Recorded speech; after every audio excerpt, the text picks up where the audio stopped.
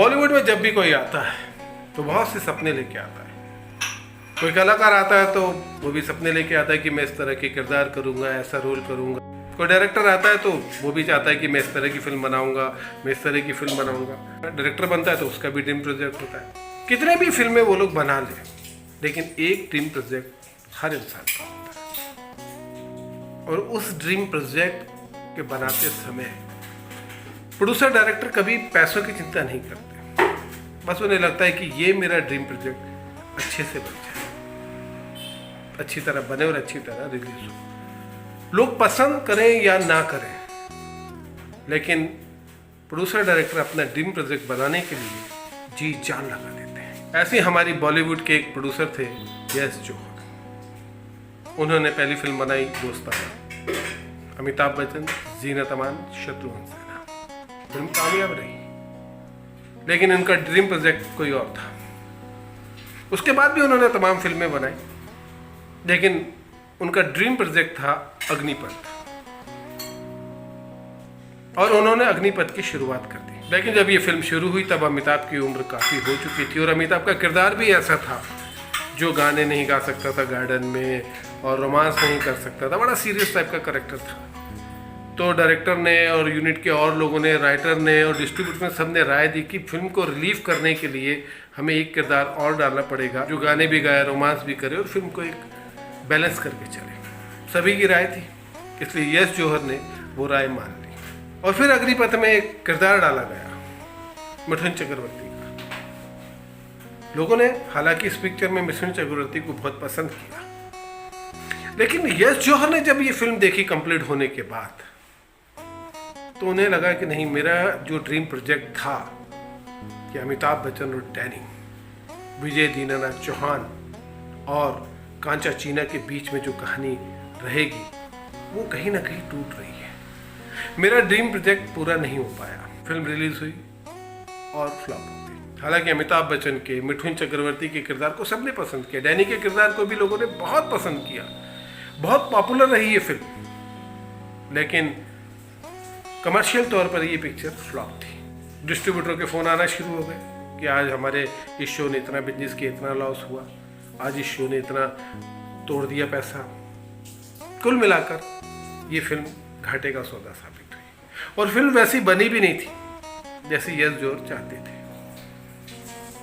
उसके बाद यश जौहर दूसरी फिल्मों में लग गए, दूसरी फिल्म प्रोड्यूस करने लगे, लेकिन उनके दिमाग में था कि मेरा ड्रीम प्रोजेक्ट वैसा नहीं बन पाया जैसा मैं चाहता था। अग्निपथ फिल्म वैसी नहीं बन पाई जैसी मैं चाहता था।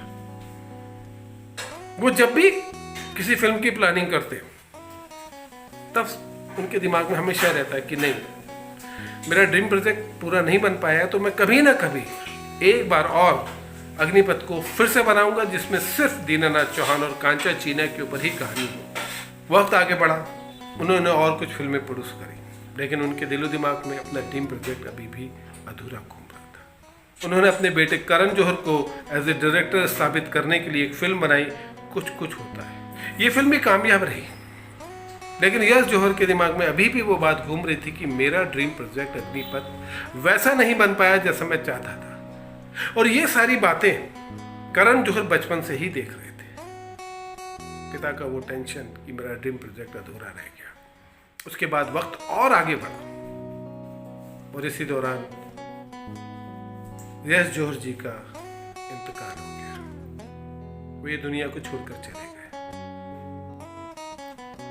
करण जौहर तब तक अपने आप को बतौर निर्माता निर्देशक बॉलीवुड में स्थापित कर चुके थे। उन्होंने वो सब देखा था कि उनके पिता के दिमाग में किस तरह अग्निपथ को लेकर बातें घूमती रहती हैं, कैसे वो अपने ड्रीम प्रोजेक्ट को दोबारा बनाना चाहते थे।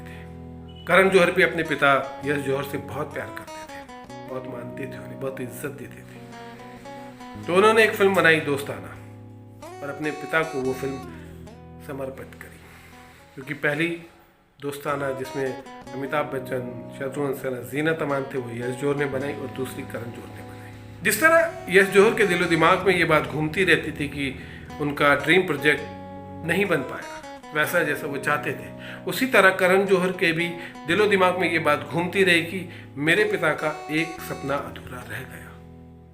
कि वो जैसी अग्निपथ को बनाना चाहते थे वैसी नहीं बन पाई और फिल्म फ्लॉप हो गई। तब जब करण जौहर ने अपने आप को बॉलीवुड में अच्छी तरह स्थापित कर दिया, तब उन्होंने अपने पिता का वो अधूरा सपना पूरा करने के लिए अग्निपथ को फिर से बनाने का फैसला किया। इस बार वो अग्निपथ को वैसा ही बनाना चाहते थे जैसे उनके पिता चाहते थे। उन्होंने फिल्म की शुरुआत करी और इस बार कहानी में सिर्फ कांचीना और विजय दीनानाथ को ही रखा।